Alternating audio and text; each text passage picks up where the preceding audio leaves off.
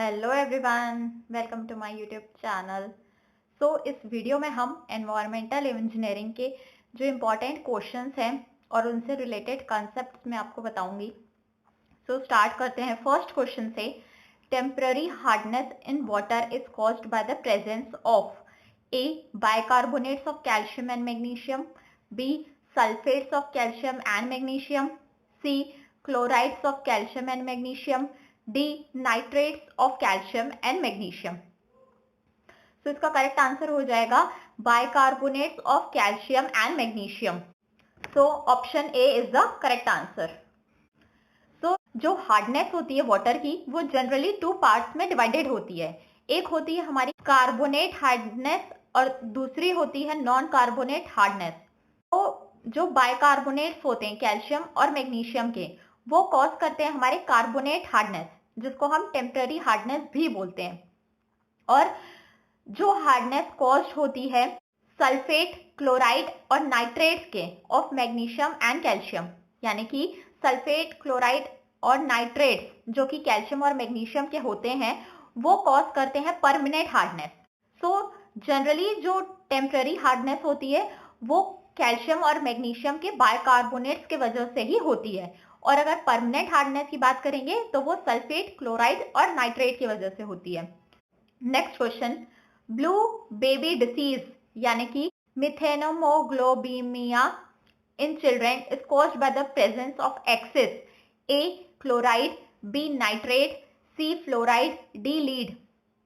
जो blue baby disease होती है जब नाइट्रेट एक्सेस में होता है उसके वजह से होती है। Option B is the correct answer.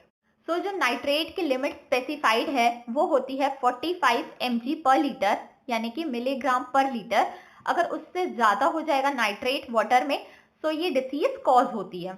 इसमें क्या होता है, जनरली जो हीमोग्लोबिन होता है हमारे बॉडी में उसमें ऑक्सीजन का डिफिशियंट हो जाता है और वो बन जाता है मिथेनोमोग्लोबिमिया। उसमें जो हमारा आयरन होता है ब्लड का वो ऑक्साइड हो जाता है, Fe2+ ऑक्सीडाइज होकर Fe3+ में कन्वर्ट हो जाता है। Next question, the minimum dissolved oxygen content in ppm in a river necessary for the survival of aquatic life is A0, B2, C4, D8। जो मिनिमम ऑक्सीजन होना चाहिए ताकि जो एक्वाटिक लाइफ है वो सरवाइव कर पाए वो है 4। Option C is the correct answer. DO क्या होता है, ये रिक्वायर्ड होता है रेस्पिरेशन के लिए। जो एरोबिक लाइफ फॉर्म्स होते हैं उनके रेस्पिरेशन के लिए ये रिस्पॉन्सिबल होता है।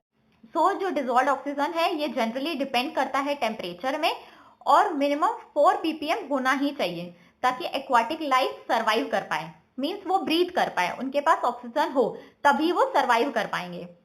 Next question, excessive fluoride in drinking water causes A Alzheimer disease, B mottling of teeth and embrittlement of bones, D methemoglobinemia, D skin cancer. जब फ्लोराइड ज्यादा हो जाएगा एक परमिसिबल लिमिट से वो कॉज करता है mottling of teeth and embrittlement of bones. Option B is the correct answer. जो फ्लोराइड की लिमिट होती है वाटर में वो होती है 1 to 1.5 mg पर लीटर। अगर 1 से लेस हो जाएगा फ्लोराइड तो उसके वजह से होगा डेंटल कैविटीज, और अगर 1.5 से ज्यादा हो जाएगा फ्लोराइड तो उससे होता है डेंटल फ्लोरोसिस और embrittlement of bones. Next question, the various treatment process in a water treatment plant are first filtration, second chlorination, third sedimentation, fourth coagulation and fifth is flocculation. The correct sequence of these process in water treatment is, generally हम जब water का treatment करते हैं तो किस तरीके से हम proceed करते हैं, हमको sequence बताना है। यहाँ पे correct sequence है हमारा, सबसे पहले होता है coagulation, coagulants का addition करते हैं। next उसके बाद flocculation होता है, means floc का formation होता है। जब हम ऐड करते हैं तो उससे क्या होता है, जो पार्टिकल्स होते हैं वो फ्लॉक का फॉर्मेशन करते हैं। नेक्स्ट होता है फ्लॉक्यूलेशन, होता है सेडिमेंटेशन, मींस जो फ्लॉकुलेंट्स ऑब्टेन होंगे उसको हम सेटल डाउन करेंगे यानी कि सेडिमेंटेशन करेंगे। फिर उसके बाद फिल्ट्रेशन करते हैं, हम उस पानी को फिल्टर आउट करते हैं, जो भी पार्टिकल्स उसमें रह जाते हैं उसको हम सेपरेट कर देंगे। लास्ट है क्लोरिनेशन।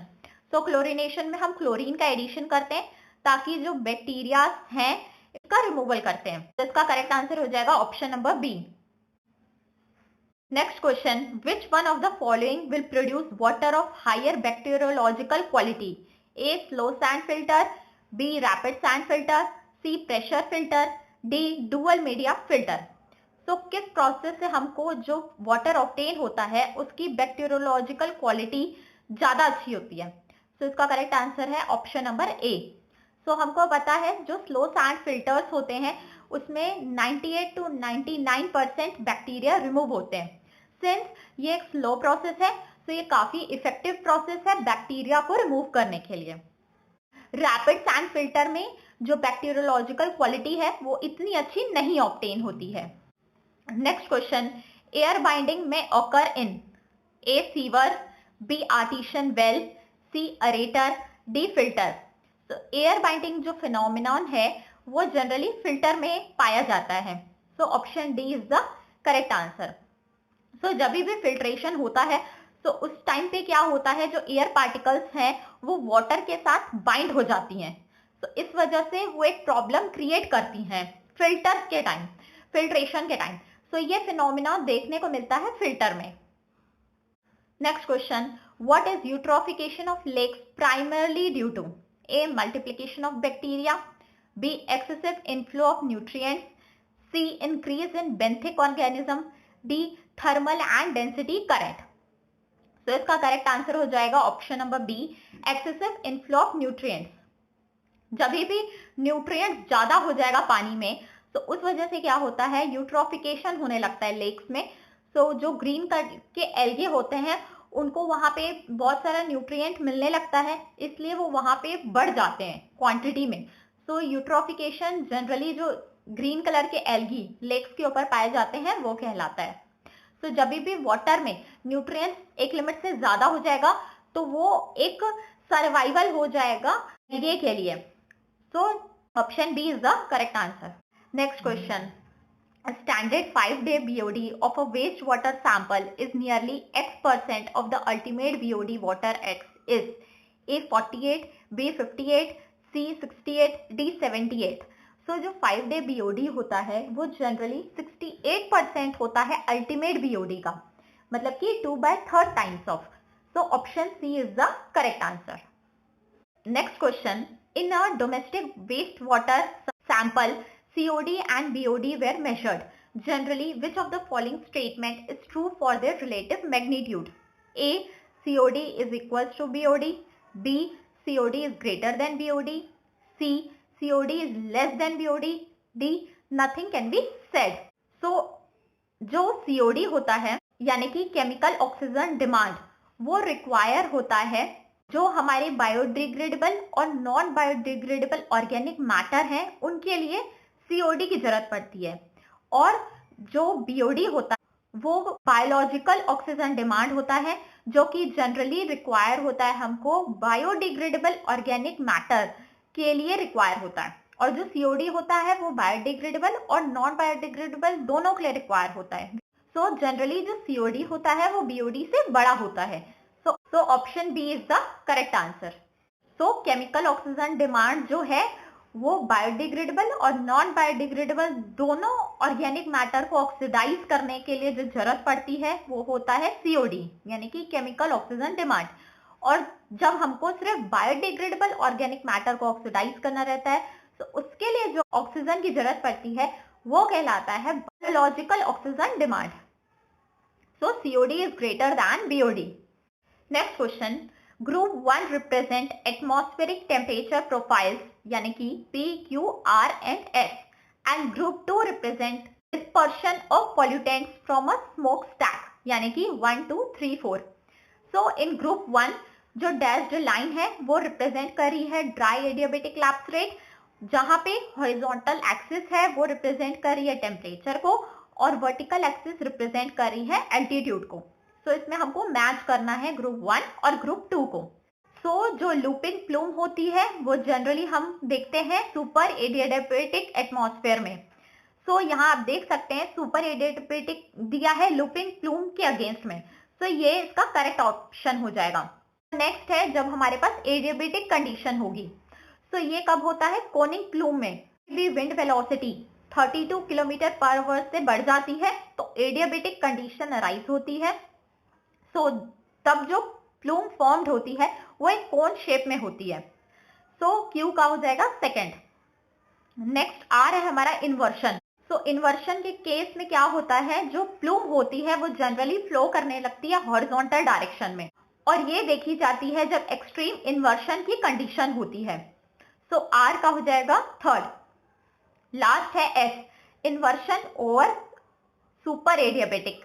जब भी सुपर एडियाबैटिक इन्वर्शन के ऊपर होता है तब होता है लॉफ्टिंग प्लूम।